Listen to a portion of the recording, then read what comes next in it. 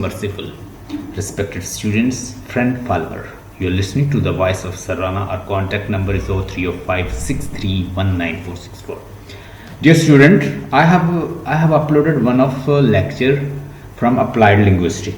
If you are interested to study linguistic, you must listen to that lecture. मैंने एक lecture upload किया है, नाम उसका लिखा हुआ है अप्लाइड लिंग्विस्टिक. ठीक है, ये अप्लाइड लिंग्विस्टिक बड़ा वसी टॉपिक है.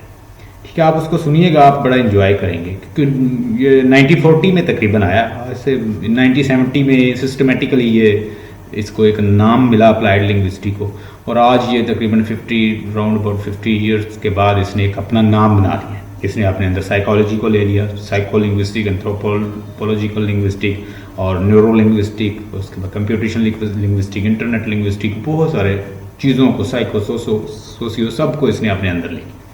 आप उसको सुनिएगा, you will enjoy a lot. Let's see the title. Second Coming William Butler Yeats, उससे ली गई है. Turning in the widening gyres, the falcon cannot hear the falconers, thing fall apart, the centre can't hold, mere energy is loosed upon the world. This excerpt has been taken from W.B. Yeats poems. Modern poet था, बहुत सारी visionary बातें की हैं W.B. Yeats ने. W.B. Yeats की बहुत सारी बातें जो है प्रोफेसीज आप कह लें, वो सच साबित हुई. जैसे आज भी देखें तो वो बात करता है इनर और आउटर जो मेन फैक्टर्स होते हैं एक सिविलाइजेशन को ट्रम्बल करने में, और वो आज भी मिलेंगे आपको. As response to the Heart of Darkness and Joyce Cary's Mister Johnson, written in English. ये उसने एक रिस्पॉन्ड दिया था. You people do not know about African culture. We are African, we know what is going inside the Africa. हम Africa के inhabitant हैं, हम Nigeria के इनहेबिटेंट हैं. We know what is going inside Africa. Africa was having its own culture, it was destroyed by the white man. तो वो अपने culture के साथ उनकी ट्रेडिशन थी, वो कई गॉडेसेस को मानते थे, और वेमेन को एक उनकी प्लेस थी. वेमेन की प्लेस क्या थी वहाँ पे? Women were considered, they were given even the name of the priestess. उसको प्रीटेस्ट भी मानते थे. वो प्रोफेसी कर सकती है, ठीक है, वो ऑरेकल्स देती है, वो बहुत सारी प्रोडिक्शंस देती है. वेमेन को यानी वो किसी ना किसी तरीके से उसकी रिस्पेक्ट भी करते थे. Abrogations, rejections of the normative concept of the standard English by the post-colonial writers. Post-colonial कौन से हैं? ये जो कॉलोनीज के बाद आए हैं, post-colonial writer. यानी जब कॉलोनीज बन गई है ना, तो कॉलोनीज जब ख़त्म हो गई हैं तो वहाँ पे कुछ लोग थे जो उनके फिर खिलाफ लिखते हैं. पहले तो वो लिखते रहे उनके साथ मिलके, यानी कॉलोनियल जो थे वो कॉलोनीज वो चला रहे थे, तो कॉलोनीज के अंडर थे वो भी. लेकिन जैसे ये चले गए तो वो पोस्ट कॉलोनियल लिटरेचर फिर भी वो इंग्लिश में वर्क करते रहे. फिर वो अपनी मर्जी से फिर इनके खिलाफ लिखते रहे इंग्लिश लोगों की, तो उसको पोस्ट कॉलोनियल लिटरेचर कहते हैं, जो फिर प्रोड्यूस हुआ है. African literature, Chinua Achebe present. ये मैंने प्रेजेंट क्यों नहीं कहा? प्रेजेंट जो है ना, प्रेजेंट नाउन है, ठीक है. ये चीज़ें आप लिंग्विस्टिक में सीखते हैं. प्रेजेंट, अगर मैं दूसरे सिलेबल पे जोर देता हूँ तो इंग्लिश चूंकि स्ट्रेस टाइम लैंग्वेज है, स्ट्रेस से बहुत सारे मीनिंग चेंज हो जाते हैं. So you have to learn this as well. Chinua Achebe presents native African culture in his stunning work. Stunning का मतलब होता है शानदार, आला, एलिगेंट, ठीक है, bombastic. Thing fall apart. Chinua Achebe का आप मुंह देख सकते हैं यहाँ से. He is quite black, not white. Setting of the novel कहाँ पे सेट हुआ है? नाइजीरिया का है, तो डेफिनेटली नाइजीरिया की सेटिंग आपको देगा. Publish in 1958. Setting in the late 1890 in Igbo society. Igbo society, the society of Nigerian people, and these people are you could say living with this society. ये उनका culture है. By 1952, the periods of the colonial rule in Nigeria was entering its final phase. After almost 100 years of the colonial rule, 1950 के round about जो period है, colonial जो rule है वहाँ पे वाज एंटरिंग इट्स फाइनल, यानी वो फाइनल को पहुँच रहा था, और उन्होंने वहाँ पे इंजॉय कितना किया, 100 year of colonial rule. Theme क्या है इसके अंदर, clash between the Igbo cultures and the British colonialism. दोनों का क्लैश आप अगर गौर से देखें तो ये 25 चैप्टर्स जो हैं उसमें आपको कॉलोनियल पावर से पहले कैसा था, जब कॉलोनियल लोग आ गए हैं, जब वो कॉलोनियल पीपल वहाँ पे आ गए हैं, क्या उन्होंने किया, कैसे उनका कल्चर डिस्ट्रॉय किया, कैसे उन्होंने उनको पैसे से, they came with money, with pistol and they came with Bible, so they started manipulating people, even they subdued them. If somebody uproar had, he was killed or he has to commit suicide because they tease him to this extent he ultimately commits suicide. यानी अगर कोई बोलता तो उसे मौत दी जाती, अगर कोई फॉलो कर लेता तो उसे क्रिश्चियन बना दिया जाता है। अगर क्रिश्चियन बनते हैं तो तब भी तो उनके ही हो गए ना। अगर आप उनका कल्चर सिमुलेट कर लेते हैं, एक्सेप्ट कर लेते हैं, जस्ट हो जाते हैं, फिर तो लड़ाई खत्म होगी। अब जो हमारे मुस्लिम हैं उनके साथ मेन इन लोगों का मसला क्या है, एक तो वो अपने कल्चर को नहीं छोड़ते, एक जो उनका मजहब है उसे नहीं छोड़ते। इनको मसला ये है कि कल्चर को तो हम एक्सेप्ट कर लें, लेकिन जो मजहब के स्टॉन्च बिलीवर हैं इनको कैसे खत्म करें, उसके लिए उन्होंने फिर मौत रखी हुई है, उसके लिए उन्होंने फिर अल्टीमेटली उनके लिए सजा और उन्होंने दरियाफ्त की है कि उनके ऊपर बम बरसाए जाए, उनको मारा जाए। Why they are religious? Clash between the Igbo cultures and the British colonialism. Akonko, representative of the Igbo culture.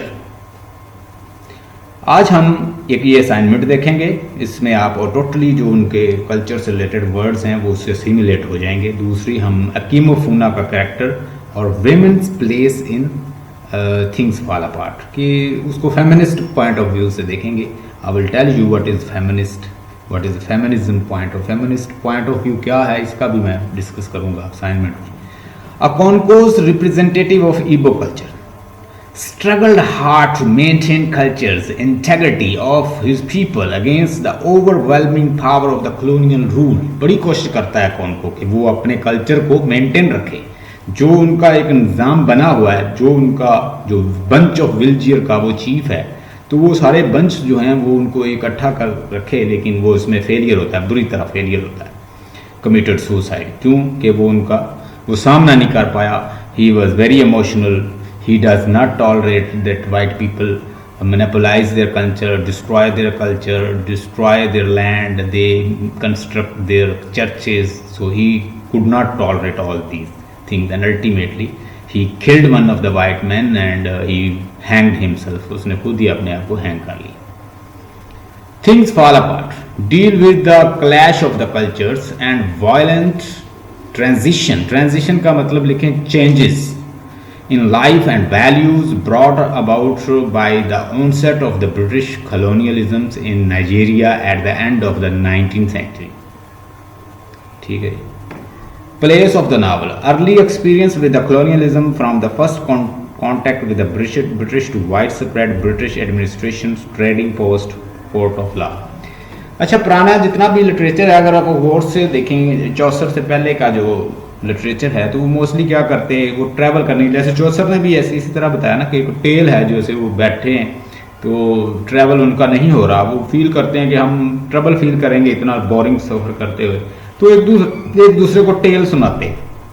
यानी रेडी पे बैठे हैं, छकड़े पे बैठे हैं, वहाँ पे बैठे हैं, साथ उन्होंने अब बातें कर रहे हैं, साथ गपशप लगाते जाते हैं और वो अपनी टेल्स सुनाते हैं। मिथ बनाई हुई है, मिथ मेकिंग टेक्निक कुछ इस्तेमाल कर लेते, तो कोई मिथ से बनाई हुई हैं, कुछ उनके आबाओ अजदाद की बनी हुई हैं, एक दूसरे को टेल्स सुनाते जाते और इस तरह अपना सफ़र भी। और ये फिर जो टेल्स वो सुनाते वो फिर इवन कि अगर आप शेक्सपियर की देखें टेल्स सुने तो ये आपने अपनी किसी दादी अम्मा से भी सुनी होगी। एक बादशाह था, उसकी 3 बेटियां थीं, उसने कहा कि मुझसे कितना प्यार करते हो, तो उन्होंने कहा बहुत ज़्यादा। एक ने कहा मैं इतना नहीं करती, मैं सच बोलूँगी, मैं तो अपने हस्बैंड से भी करती हूँ, अगर मेरी शादी हो जाएगी तो आधा प्यार उधर भी तो चला जाएगा। तो चलो जी, मैं तुम्हें कुछ नहीं देता, तुम दोनों को सब कुछ देता, तुम्हें घर से निकालता हूँ। अब ये चीज़ें जो ना हमारी दादी अम्मा भी हमें सुनाती थी, तो ये मैंने शेक्सपियर की, जब मैंने शेक्सपियर को पढ़ा, किंग लियर पढ़ा, तो ये वहाँ पे भी मुझे मिली। इट मीन कि ये स्टोरीज जो है ना, ये ऐसे टेल्स की फॉर्म में थी, और इसी तरह फिर शेक्सपियर ने कहीं एडजस्ट कर लिया इसको। Early experience with the colonialism from the first contact with the British to the widespread British administration, trading post, court of law, school. हाँ जी, जो करेक्टर हैं इसमें Okonkwo, first wife, Ekwefi, Ojiugo, Nwoye, बिगिली, son, जिनमास and किची। तो ये नाम है थोड़े से मुश्किल हैं, लेकिन इनको अगर लिख के याद करोगे तो हो जाएंगे। ईबो विलेज इन द 1800, यानी वहाँ पे ये देखें, पिक्चर भी आपके सामने, इस पिक्चर को देख लें और इस तरह बहुत सारे कंसेप्ट आपके क्लियर हो जाएंगे। ईबो कल्चर क्या है? Why did the writer give a detail account of the Igbo culture? क्यों देता है वो असल में बताता है कि we were living with this culture, हमारे कल्चर को डिस्ट्रॉय किया गया है वाइट मैन की तरफ से। हम अपने एक कल्चर के साथ रह रहे थे और वो they were rich in their culture, they were good in their culture, और इस तरह का कल्चर जो था वो बहुत अच्छा कल्चर था, लेकिन इन्होंने हमारा कल्चर डिस्ट्रॉय किया था। Whatever that was good according to them. उनके कल्चर और ज़बान जो होती है वो किसी की भी बुरी नहीं होती। यू कांट, किसी ने अगर शॉर्ट ड्रेस पहना हुआ है तो मैं उससे नफरत करूं, ये उनका कल्चर है, मैं अब उससे कैसे उसे क्रिटिसाइज करूं? मैं उसे क्रिटिसाइज नहीं कर सकता, क्योंकि ये कल्चर, उनके पूरा एक कल्चर ही ऐसा है। अगर वहाँ पे कोई ऐसा, जैसे उस पर एडवर्ड सईद ने भी उसके ऊपर बड़ा वर्क किया है, उसे आप पढ़ें तो आपके आइडिया काफ़ी आगे जी। पिपर्ड विद द प्रोवर्ब्स, ये कुछ प्रोवर्ब्स हैं। Things fall apart combine the western linguistic forms and the literary traditions with the Igbo words and phrase with the proverbs, fables, tales and other elements of the African orals and the communal storytelling tradition। वही बात हुई कि ये एक story telling की form में था। पहले उसे कैसे बताया गया था? उसके अबावजदाद ने, इंसेस्टर ने कोई स्टोरी सुना रखी थी, उसने उसको क्या कर लिया, जस्ट कर लिया अपने नॉलेज के साथ। वो पढ़ाता तो था लिटरेचर, तो उसे पता था, उसने उसको जस्ट करके कुछ एक स्टोरी, फोक टेल थी, उसको उसने ठीक करके बता दिया, और इतना उससे बड़ा प्रोमिनेंट हुआ। This help record and preserve the African tradition as well as the overcome the colonialist language and culture. Colonialist की लैंग्वेज, उनके कल्चर को भी ये बताता है। African literature develop from the extremely oral culture. Oral culture की जुबानी कोई चीज़ सुना दी और वहाँ से दूसरा सुन के ले गया, फिर तीसरा ले गया, ऐसे पूरे विल्ज में फैल गई, फिर दूसरे विल्ज में, फिर पूरे country. Oral culture takes many forms, proverbs and riddles, इसमें कहावतें होती हैं, प्रोवर्ब्स होते हैं, और एपिक नैरेटिव्स होती हैं। एपिक मीन के जैसे होमर जो है वो एक जगह बैठ जाता और उसके गिर्द लोग जमा हो जाते और वो साथ साथ वो बांसुरी भी बजाता और फिर उसके बाद उनको सुनाता, स्टोरी नरेट करता, तो इस तरह वो उसे सुनते रहे और आगे से आगे पहुंचा दिया उन्होंने। Praise, poetry and songs. मैं कहता हूँ कि अक्सर लोग कहते हैं टैलेंट नेवर डाई।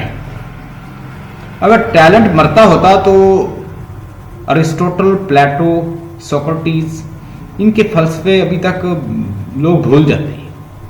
लेकिन देखें कितना प्री क्रिश्चियन नोशंस जो हैं अभी तक वो कायम हैं। उस वक़्त लोग लिंग्विस्टिक पे बात कर रहे थे, रेटरिक पे बात कर रहे थे, सिलेबस डिज़ाइनिंग की बात हो रही थी।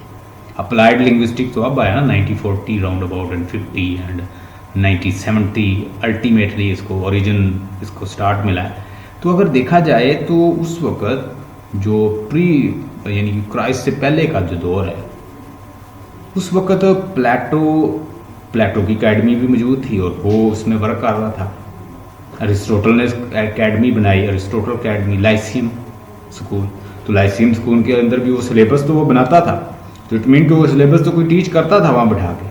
तो सिलेबस पे भी बात हो रही थी, रेटरिक पे बात हो रही थी, परसुएसिव लैंग्वेज पे बात हो रही थी, कैसे एक आइडियल आप ऑरेटर बन सकते हैं, पॉलिटिकल लीडर बन सकते हैं। दे वर टीचिंग ऑल दैट। तो ये जो है ना, टैलेंट जो है वो कभी नहीं मरता। Oral culture takes many forms, proverbs and riddles, epic narratives, praise poetry and songs, chants, rituals, ये गा गा के जो पढ़ते हैं, rituals, stories, legends and folk tales. अब अगर देखा जाए तो बहुत सारे क्रिश्चियंस के जो चर्च हैं वहाँ पे अभी भी वो सुबह सुबह कोई जो बजाते हैं, वो उन्होंने हारमोनियम्स रखे हैं और वो डिफरेंट मौसीकी के आलात होते हैं और सुबह सुबह वो बजाते हैं और वो गॉड को पुकारते हैं। ये देखें, ये पिक्चर है आपके पास सामने, ये भी इग्बो कल्चर से।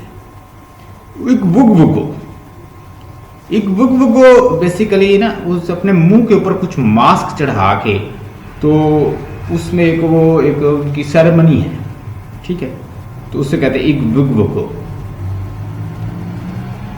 ओग टाइप बेल, ये बेल है कोई। इक्विफी टाइप ऑफ ड्रम, ये ड्रम है जो बजाया जाता था।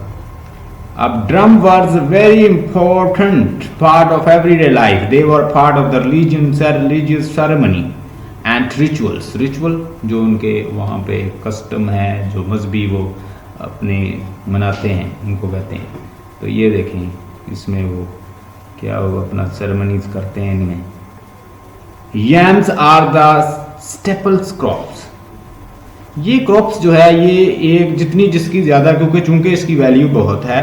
और वहाँ पे एक और बात आपको बताऊँ, यहाँ पे ना एक से मिलती हैं सिप्पियाँ होती हैं, हम अक्सर हमारे यहाँ पे मिलती हैं। हम किसी जाएं ना, दरिया रावी पे जाएं या इस तरह के जो इलाके हैं, वहाँ पे सिप्पियाँ छोटी छोटी पड़ी होती हैं। ये सिप्पियाँ जो हैं इनको वो पैसा कंसीडर करते थे, जिसके पास ज्यादा हो, ये भी टाइटल था। और इससे विमेन्स जो थी उनको खरीदा जाता था, बेचा जाता था। आपको मैं आगे बताता हूँ।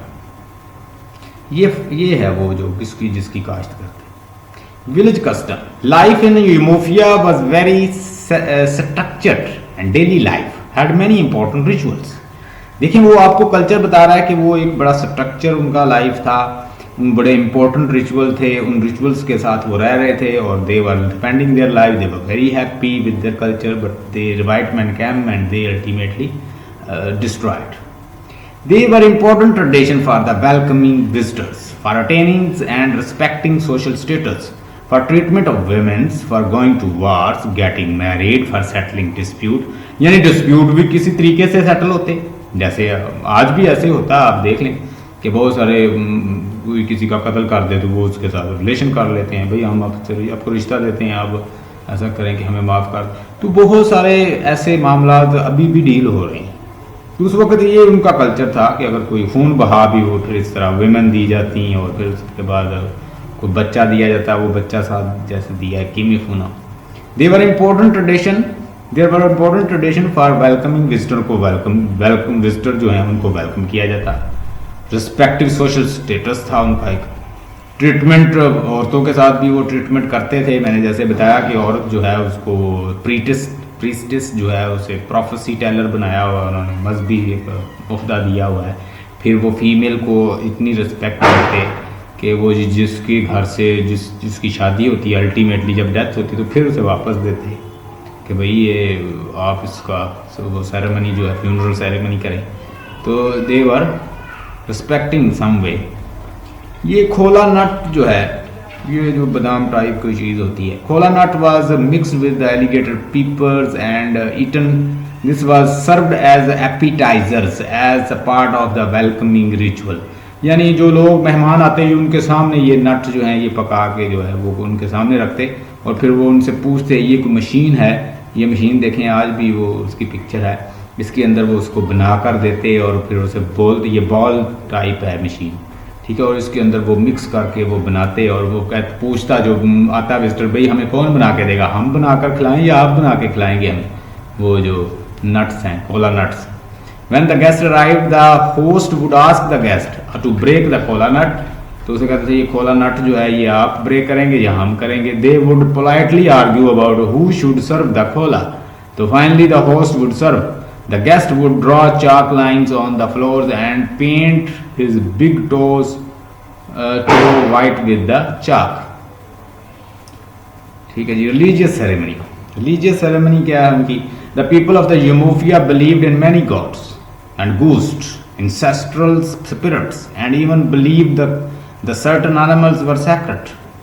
यानी वो कहते थे एनिमल सैक्रेड होते हैं, उनके गॉड हैं, गॉडसेस हैं, और इस तरह। They pray to the ancestors and also had a खाए, अ पर्सनल। खाए जो है वो उनका पर्सनल गॉड है, नाम याद कर लें, CHI। खाए जो है उनका पर्सनल गॉड है, जो हर किसी के साथ वो कहते हैं जी गॉड है, ठीक है, हर किसी का पर्सनल गॉड है, नाम है उसका काय। दे revered the pythons as the most sacred animals and called the rainbow the pythons of the sky। Python का मतलब लिखें, ये बहुत बड़ा स्नेक होता है, उसको भी वो कहते हैं ये बड़ा, बहुत ये सैक्रेड है, इसे हम कुछ नहीं कहेंगे। जैसे यहाँ पे नाग देवता आपके पड़ोसी मुल्क में भारत में होते हैं। ये ceremonial mask. The egwugwu were the leader of the community. Egwugwu क्या होता था, वो लीडर होता था कम्युनिटी का, ठीक है। The women would be afraid of the egwugwu even though they knew their men were had to be the egwugwu, ठीक है जी। Evil forest was lead egwugwu in the things fall apart. ये egwugwu वो बनता है जो ये अपना मास्क सर पे चढ़ा लेता है और वो उनका एक लीडर होता है उनमें से।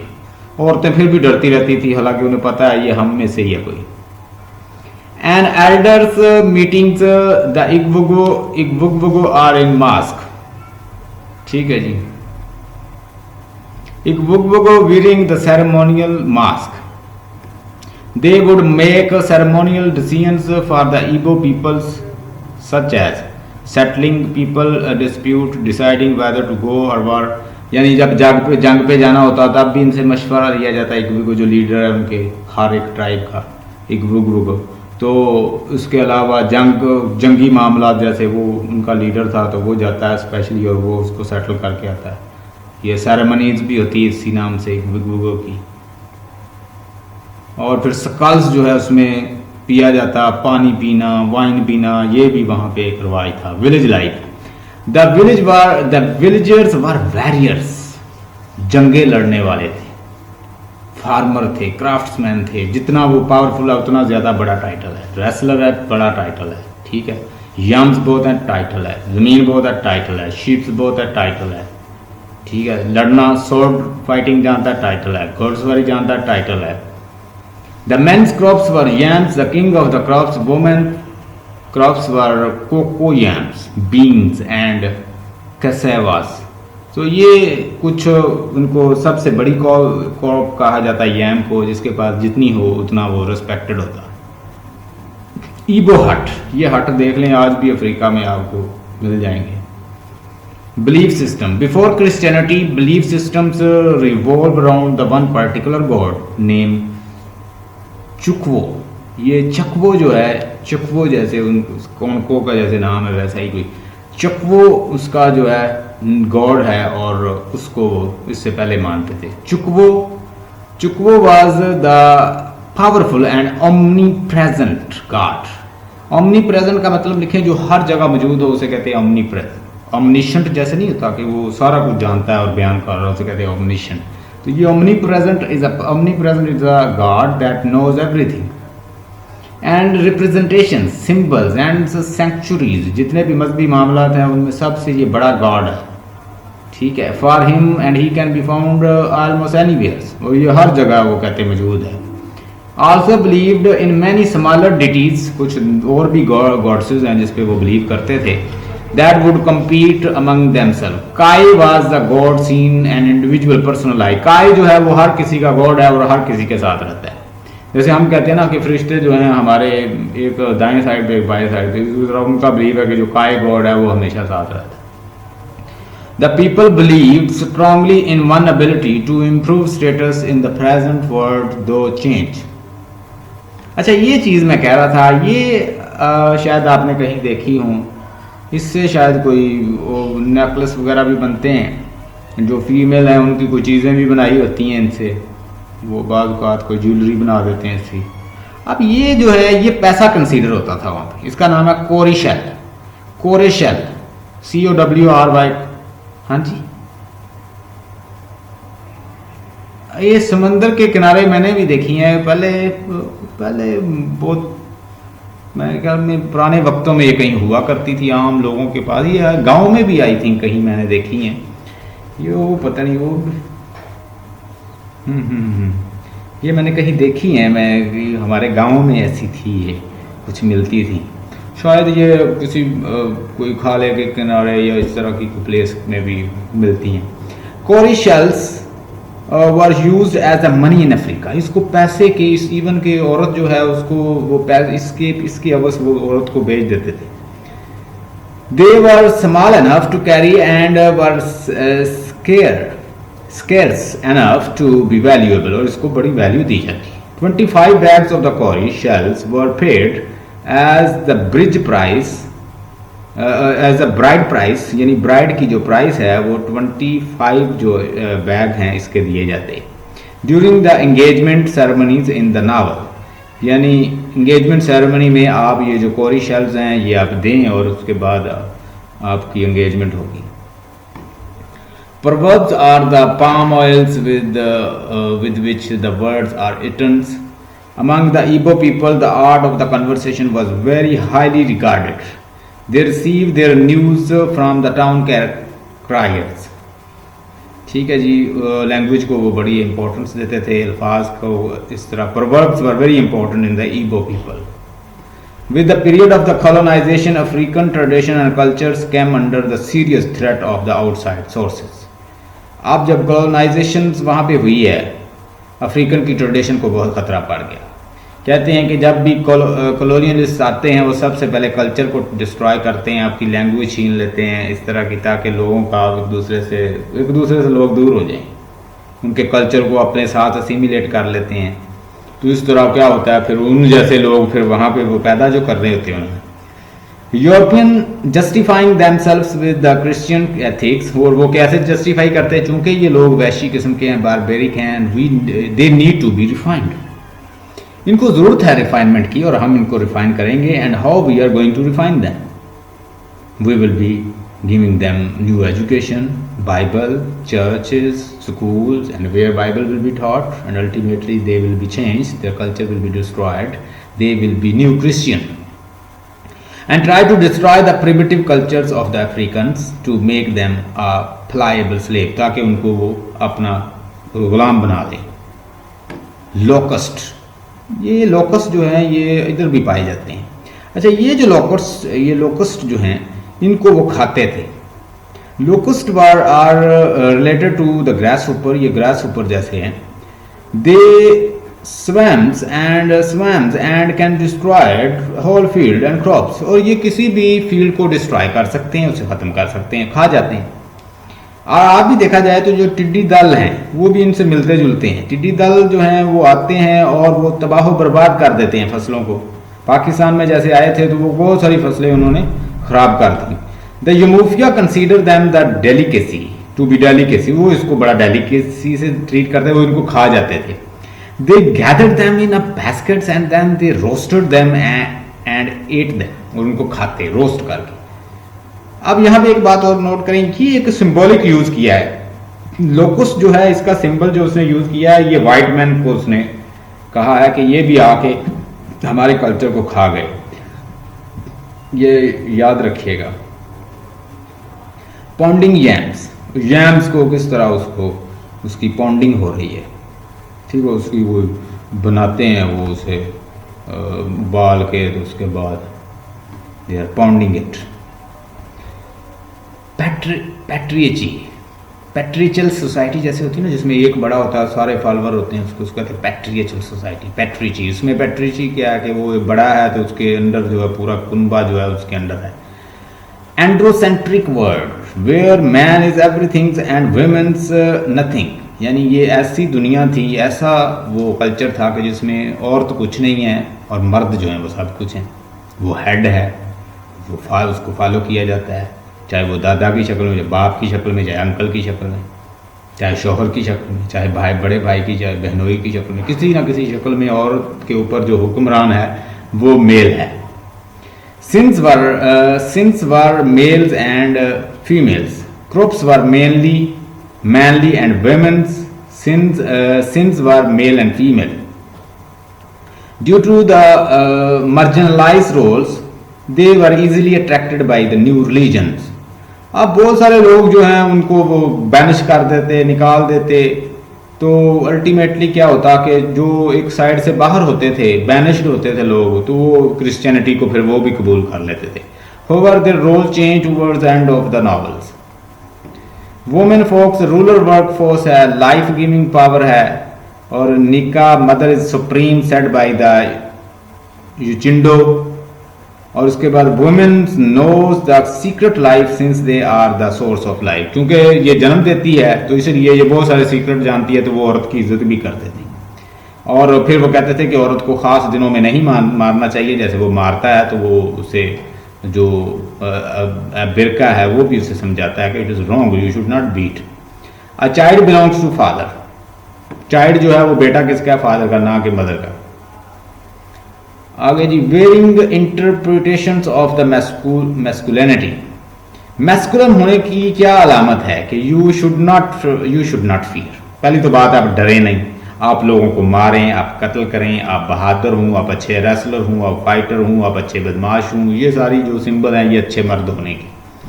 मैलिनस जज by the ability to grow yams. कितने याम ग्रो कर सकते हो. His father's life shapes much his violent nature. He thought of his fathers as a weak and effeminate fears of failures. वो अपने फादर से पढ़ा कि उसको लोग औरत कहते हैं, औरत जैसा कहते हैं, तो मुझे भी कहीं अगबाला ना कहें लोग. अगबाला जो तो वो नो टाइटल और फीमेल जैसा मर्द है. Agbala man with no title, a woman. He associate manliness with aggression.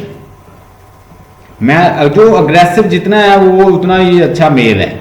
ठीक है, मैं फॉर एग्जाम्पल अच्छा लोगों को मार रहा हूँ, पनिशमेंट दे रहा हूँ, तो मैं जी बहुत अच्छा मर्द हूँ. अगर मैं पनिशमेंट नहीं देता, डरता हूँ लोगों से, तो I am not a manly person. वो कहते हैं ये कोई बहादुर इंसान नहीं है. He is not a bold man. Man become fearful womens. जो फियरफुल होते हैं लोग, मैन रहते हैं, वो औरतें उन्हें कहते हैं. अच्छा जी, struggling between the cultures and the change, who resisted and who embraced. अब कौन को resist as he thinks that they are not manly. अब कौन को resist as he think that they are not manly. He himself will not be manly. Fear of losing societal status. अब वो डर तो उसके अंदर भी है कि कहीं मुझे लोग ये ना कहें कि मैं बाप जैसा हूं. इसका मतलब फियर तो उसके अंदर भी था. आगे जी, his sense of self worth is dependent upon the traditional standard by which society जज हिम. वो जो सोसाइटी से डरता था कि ये मेरा नाम बना रहे, बस लोग मुझे मर्द कहें. इवन कि वो अपनी मर्दानगी के लिए अपने मुंह बोले बेटे को मार देता है, और जब उसे लोग दूसरे मार रहे होते हैं तो वो उसे आवाज देता है कि father they are killing me, और वो भी ऊपर से उसे मारता है. देखें, ये बड़ा उसने एक बड़ी ट्रेजिक सीन उसने दिखाया.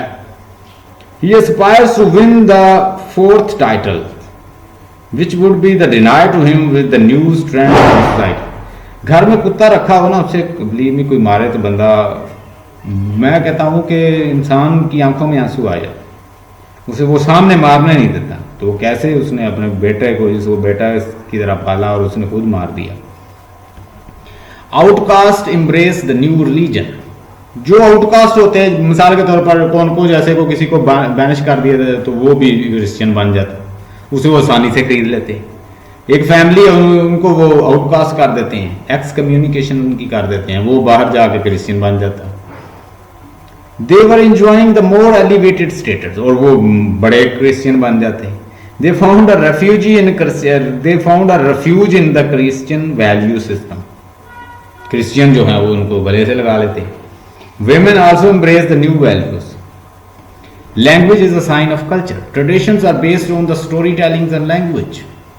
How quickly the abandonment होता किसी को निकालना of Igbo language.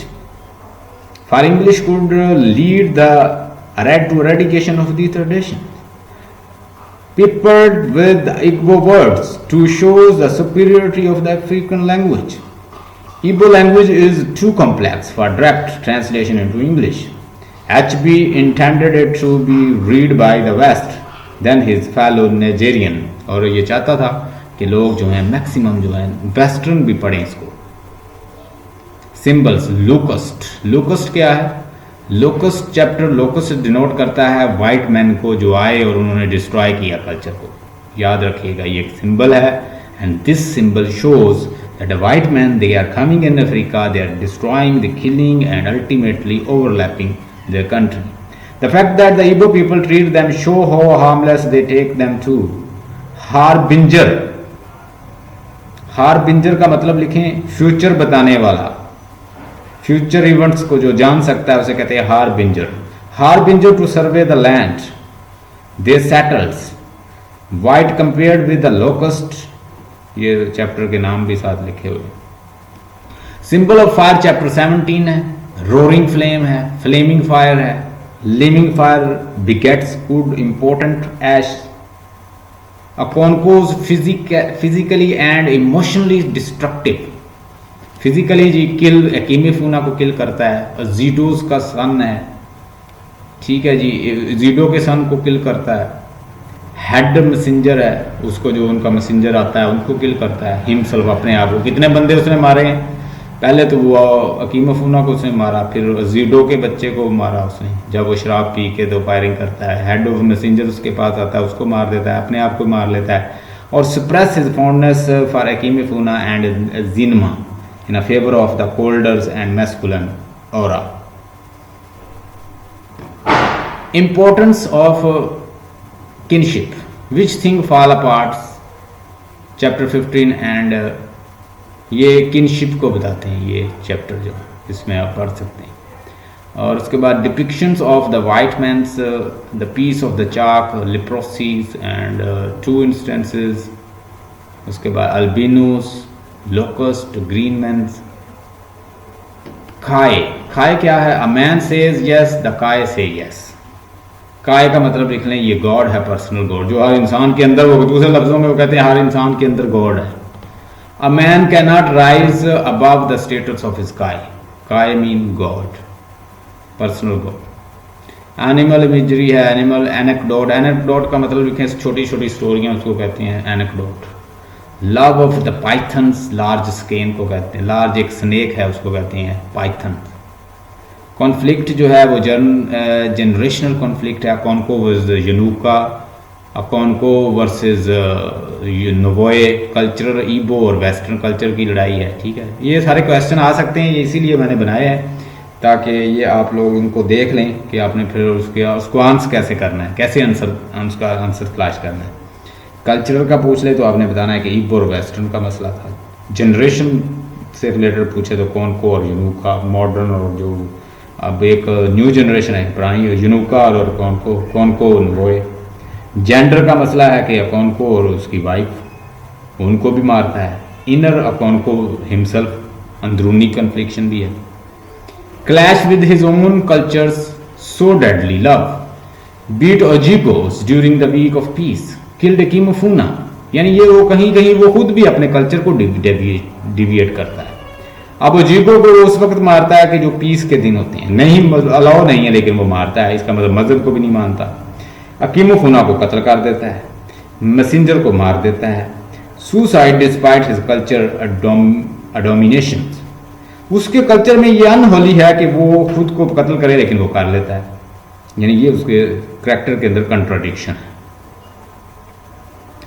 The tragic hero, tragic hero enjoys an exalted position in society either by birth or extraordinary achievement, और ये tragic hero है। ये tragic hero कैसे है कि ये रॉयल है, bunch of villages जो है उनका चीफ था। demonstrates wisdoms, morals and philosophical greatness and sometimes physical prowess, powerful भी था, डेमोन्स्ट्रेट विजडम भी थी कि वो अपने बाप जैसा नहीं है, आगे फ्यूचर का सोचता है, मैंने कुछ कमाना है। adhere, adhere होता है चिपकना किसी चीज, adhere to and exemplify the code of the conduct including reverence towards the law of God, possess a flaw in the personality or psyche that ultimately bring about the total destruction। Aristotle के N hero के मुताबिक लग रहा है tragic hero है। Tragic flaw क्या है इसका, इस करैक्टर का, ये हम उसे एनालाइज कर रहे हैं किस्म का। The quality that ultimately defeat a noble hero, Okonkwo's flaw, uncontrollable anger, कि वो अपने गुस्से पे कंट्रोल, जब उसे गुस्सा आ जाता है तो फिर वो मारता है, वो वो लोगों को मारता, हाथों से बात करता है, जबान से नहीं करता। इनफ्लेक्सिबिलिटी, लचक नहीं है। रैश बिहेवियर, बड़ा उसका बिहेवियर बड़ा वायलेंट है। An epic hero like Odysseus, Odysseus जो है ना, ओडिसियस जो हीरो था उसके अंदर भी कहता है फ्ला था, तो क्या आप कहते हैं कि इसके अंदर भी अ tragic hero like the Oedipus is a typically a man of the consequence brought down by an inner conflict और दो his own weakness or through his own weakness is a Conco an epic hero, a tragic hero, or he is a hero at all। यानी वो पूछ सकता है, आपसे question आ सकता है कि क्या कॉन्को जो है वो एक एपिक हीरो है, या वो ट्रेजिक हीरो है, या कोई वो he is a hero at all, या वो हीरो ही नहीं है। इस पर कोई क्वेश्चन पूछ लेता है तो आपने फिर उसका जवाब देना है। ठीक है, अब ऐसा करें, अपनी बुक निकालें, इसमें से कोई चीज़ें जो हैं वो पढ़ लेते हैं। अकीम फुना का करैक्टर जो है ये निकालिएगा, ये आपको पढ़ाता हूँ। अकीम फुना का करैक्टर जो है ये इतना मुश्किल नहीं है, इसको ज़रा पढ़ लीजिए, छोटा सा है। आपको अगला मैं पढ़ाता हूँ, नेक्स्ट निकालें। प्लेस ऑफ वीमेंस, क्वेश्चन आया हुआ है। Discuss the role of the womens in things fall Apart from the feminist point of view. Feminist ये चाहते हैं, जो फेमिनिस्ट चाहे मर्द हो या वो फीमेल हो, ये दोनों में से हो सकता है। हेनरी गिब्सन एक मेल था लेकिन वो फेमिनिस्ट था। Feminist point of view that both male and female should be given equal value. अगर औरत जो है, अगर मर्द जो है वो काम करके बाहर से आया है तो उसे चाहिए कि वो अपना खाना खुद गर्म कर ले और वो औरत को ना पूछे। औरत का जहां दिल करे वो जाए, जहां मन चाहे वो निकल जाए, उसे कोई पूछने वाला ना जाए। वो 100 लोगों से मिलके फिर घर आ जाए तो she should be not asked as men is not asked. जैसे औरतों, मर्द को नहीं पूछा जाता, ऐसे औरत को भी ना पूछा जाए। ये है फेमिनिस्ट पॉइंट ऑफ व्यू। आगे, critically evaluate the role of the female character Things fall Apart. ऊपर उसने क्वेश्चन पूछ लिया कि फीमेल पॉइंट ऑफ व्यू से बताएं। 2009 में आया, 2007 में आया हुआ है। Critical evaluate the role of the female character, और इसमें रोल जो है वो बड़ा सामने हमें नजर आता है कि फीमेल जो है वो उसे बेच दे, फीमेल को कहाँ पे उसकी शादी कर दे, पैसे देंगे और उसके बाद वो जाएगी। ठीक है, और जब उसकी डेथ हो जाती तो वो वापस उसको दी जाती जिसके घर से वो पहले आई है। ठीक है, सपोज कि उसकी शादी हुई है किसी और विलेज में और वो किसी और विलेज से ताल्लुक रखती है, तो जब उसकी डेथ हो जाती तो उसकी मैयत जो है वो पीछे उसके पेरेंट्स को भेज दी जाती कि भाई इसको आप दफनाएं, ये आपकी ड्यूटी है। तो इस तरह वो अल्टीमेटली जो है उसको इस तरह रिटर्न किया जाता।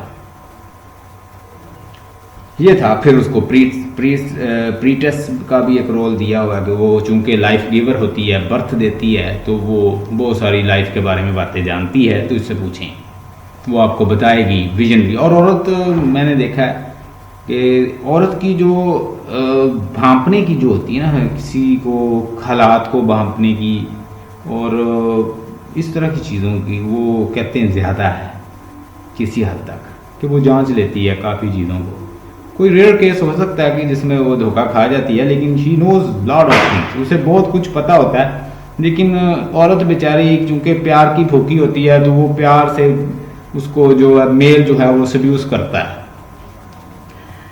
The place of the women इन इबो सोसाइटी, ये क्वेश्चन है, बड़ा इंपॉर्टेंट है, ये आपने अच्छी तरह इसको याद करना है। मैं आपको पढ़ाता हूँ। Chinua Achebe is one of the greatest African novelist. He teaches us a great deal about Igbo society. वो हमें इबो सोसाइटी के बारे में बड़ा डिटेल बताता है, जैसे हमने इधर देखा। He tries to Igbo myth and proverbs and the role of the women in pre colonial Africa. आपको वो बहुत सारी मिथ भी बताता है, एक बुक जैसे बताता है, उससे अकाई बताता है, इस तरह की बहुत सारे जो प्रोवर्ब और इस तरह की चीज़ें हैं वो भी बताता है। Most of the women character in Think Fall Apart were confined to the domestic chores. Chores का मतलब लिखें जो हाउस के काम है, यानी वो घरेलू काम करती हैं और बाहर नहीं जा सकती, और वैसे भी वो रिस्ट्रिक्टेड है। They were born to obey their husbands and never to question their authority. They were fated to satisfy man's lust for sex. वो मर्द की गुलाम है और मर्द उसे जैसे चाहे बेच दे, जहां दे दे, और अल्टीमेटली डेथ हो जाए तो उसे वापस कर दे. Giving birth to the children and bringing up them, in addition to their women's duty, they had to work with men during sowing, यानी जो फसल वगैरह बोते हैं तो उसमें भी वो बेचारी साथ होती. And harvesting seasons, men's crops was yams and women's crop was maize. Maize होते हैं ये मकई जैसे होती है, इस तरह का कोई फसल है. Beans and vegetables, इस तरह के जो फसलें बोने वाला काम है ये इससे लिया जाता. आजकल की औरतें तो बड़ी मॉडर्न है, अब तो ऐसे काम नहीं करती. कोई विलेज में कहीं कोई 2% 3% शायद फीमेल अब काम करती हूँ. अब तो बड़ी सोसाइटी बदल गई है, बड़ी तरक्कियाँ हो गई हैं अब तो. They reached Rudyard poultry and goats. अब ये चीज़ें वो जो है ना वो काम करती हैं, पोल्ट्री और गोट्स, बकरियाँ वगैरह, to cater the supply of the family food. Or it was her duty to clean, whitewash and decorate their houses on the occasions of the festivals and ceremonies. They had to go to the market to purchase the household commodities. घर की जो ज़रूरी अशिया वगैरह ये भी खरीद के लाती.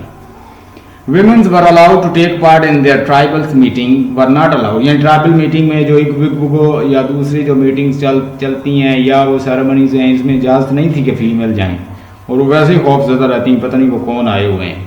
It was clear from the way the crowd stood or the sat that ceremony was for men. और उनको वाज़े बताया जाता, भाई ये सेरेमनी और तुम मर्दों के लिए, आपका जाना मना है, तुम घर में बैठी रहो, घर के काम करो. There were many women but they looked on from the fringe like outsider.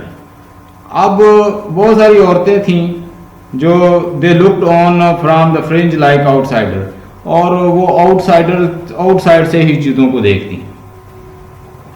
They were not invited to stay when men were engaged in their discussion. जब वो मर्द जो हैं वो बात कर रहे हैं तो अगर बोलती तो उसे कहते चुप कर जा, तेरा क्या काम है बोलना, भाई हम मर्द बात कर रहे हैं, तू हमारे लेवल की नहीं है.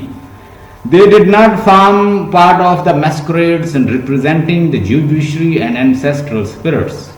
उन्हें इजाज़त नहीं थी कि वो मैस्करेड पार्टी या नाच गाने वाली पार्टी में रिप्रेजेंटेशन करे उसकी, या जुडिशरी में आ जाए, या एंसेस्ट्रल स्पिरिट्स जो हैं इनके कामों में आ जाए. On the other hand man could Mary several women. अब जैसे उसकी 3 बीवी हैं, उनको पीटता भी है, तो इसका मतलब यह है कि वहाँ पे एक मर्द जो है वो ज़्यादा शादियाँ कर सकता था. There was a tradition of paying bride price to the parents of the girls from the suitor sides. Bride की जो ब्राइड का फादर है उसको देते थे, पेइंग प्राइस देते थे, यानी पैसे देते थे. A Konko could not marry Ikwifi at first because he was too poor to pay the bride price. If a woman wanted to give up her husband, her parents had to give back the bride price. अगर वो किसी बंदे को छोड़ना चाहती है husband को, तो उसे पहले तो पैसे उसका वाला देगा. इसका मतलब है कि वो बेचते थे किस्म की. Several wives of the men lived in a full cooperation with one another. यानी जहाँ पे शादी हो जाती तो मोस्टली वो बेचारी ये सोचती कि चूंकि मेरे वालदैन को पैसे भी देने पड़ेंगे वापस, तो मैं फिर वो ज़िंदगी आगे भी मैंने कहीं किसी के पास जाना ही है, तो मैं इसके साथ ही वो फिर गुजारा कर लूँ. Giving birth to twins was considered to be ill omens and the twins are thrown into the evil forest. अब ये भी बड़ा बदशगुनी है कि कोई औरत 2 बच्चों को ट्विन को जन्म दे दे. अगर ट्विन को जन्म दे दिया तो उसे ईवल फॉरेस्ट में फेंक आते कि ये भाई ईवल है हमारे लिए. A woman is bought and sold for the bride price. So many cowries shells for her. उसके लिए कौरी शेल इकट्ठे किए जाते और पे किए जाते, so that she may obediently do her man's biddings for the rest of her life. Genders and the racials and the segregations in Igbo is further reinforced by the economics involved in marriage. अब ये मामला तो और पेचीदा हो जाते हैं जब वो उसके साथ पैसा वगैरह भी इन्वॉल्व हो जाता. The right of exchange and the circulations of women. And when a woman dies after many years of services to her husband, her corpse, उसकी जो dead body है, is sent back to her ancestral village and her kinsmen bury her. As Okonkwo's mother, जैसे Okonkwo's की mother की जब dead होती है तो उसकी डेड बॉडी जो है was returned to roughly 30 years before a Concos seeking refuge there. अब उस जब वो वहाँ पे जाता है तो उसकी मदर जो है उसको, क्योंकि उसकी डेथ होती है तो वो वापस 30 साल पहले वापस भेजी जाती है. It is the duty of her kinsman to give the dead women a decent burial. Decent burial देना उन्हीं के जो उसके पेरेंट्स है उसकी ड्यूटी है कि उसे बरियल दें और उसके बाद उसे दफना दें. It's the duty of her kinsman to give dead women a decent burial. Gender positions in the Umuofia are structured in the term of the special. ये स्पेशल नहीं है, ये है स्पेशल. स्पेशल का मतलब होता है जियोग्राफी, प्लेस से रिलेटेड, एरिया से रिलेटेड, उसे कहते हैं स्पेशल ऑर्गेनाइजेशन. ये उनकी एक एरिया की ऑर्गेनाइजेशन थी. ठीक है जी. Men live in their women's office. Office का मतलब होता है own office, charms, where women's visit them as and when required while women live in a smaller hut. अब जब मर्द को जरूरत है तब भी वुमेन जो है उसके पास आएगी, गिला वजह नहीं वो उसके साथ बैठ सकती. According to the tribals rules and regulation the tribe allowed wife beating. Within the novel, Okonkwo beats his second wife when she did not come to make his meal. जब वो मील नहीं पकाती उसे मारता है. He beat her severely and was punished by the priest only because he beat her during the week of peace. तो and was punished by the priest only because he, उसने कहा भाई ये भी एक स्टाइल ही है किस्म का कि भाई तुम इसे मार तो सकते हो लेकिन ये जो दिन है ना ये अमन के दिन है तो इसमें आप नहीं मार सकते, इसलिए तुम्हें सजा होगी. ठीक है, उसके लिए तुम सेक्रीफाई करोगे. He beat her again when she referred to him as one of those guns that never shoots. When a case of the wife beating comes before the Igbugbugbo, he found why such a trifle का मतलब होता है fun should come before the Igbugbugbo. Despite all these restrictions on Igbo women, HB shows that they were also given some important role to women. For instance, women painted the houses of the Igbugbugbo. ठीक है जी, एक दो Igbugbugbo का जो house है वो paint करते थे. Furthermore, the first wife of the man in the Igbo society is paid special respect. जो पहली वाइफ होती है उसे थोड़ी सी इज्जत ज़्यादा दी जाती है. When things fall apart during the palms wine ceremonies at the Nwikibee's Obi, Anisis and Nwikibee's first wife was late while the other wives could not drink before her. The importance of the woman's role became dear. When Okonkwo is exiled to the motherland, his uncle Achindo उसका uncle था जिसके बाद वो वापस जाता है. Noticing Okonkwo's distress, eloquently explain how Okonkwo should view his exile. A man belongs to his fatherland when things are good and life is sweet.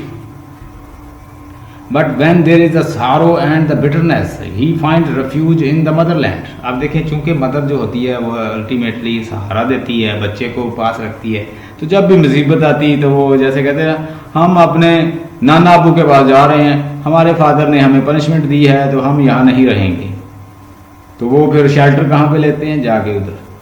तो यहाँ पे भी यही लगता है. But above in the decimal होता Melusi, face of the woman's fate as painted by HB. If we stay Igbo's African history, we will find women enjoying high status in the society. Women control certain spheres of the community life, just as men control other spheres. Women को समझा जाता क्या to possess superior spiritual well-beings and headed many of his traditional cults and shrines. Cult का मतलब होता है belief, faith. HB's novels, for example, the oracles is served by the priestess. Priestess होती है औरत जो prophecy बताती है. Women could also gain status of amassing. Amassing का मतलब होता है assemble करना, इकट्ठा करना. Assembling wealth through trading, farming and weaving. From a very young age, a girl started assisting her mothers at homes or the farms in a marketplace. As she grew older, she could learn from experience that hard work, marriage, and membership of the certain associations enabled women to advance socially. In conclusion, we can say that the things fall apart show the nature of African culture. हाँ जी, कितने रह गए हैं? कल कोशिश करेंगे कि 2 assignment जो हैं वर्क पढ़ के तो आपको होमवर्क देता हूँ। अकीमो फूना को आपने खुद पढ़ना है, छोटा सा करैक्टर है, और इसको हम फिनिश करते हैं और नेक्स्ट जो है नावल फिर स्टार्ट करते हैं। Stay blessed, have a nice time. इंशाल्लाह हम कल एक नई असाइनमेंट के साथ आएंगे। Stay blessed.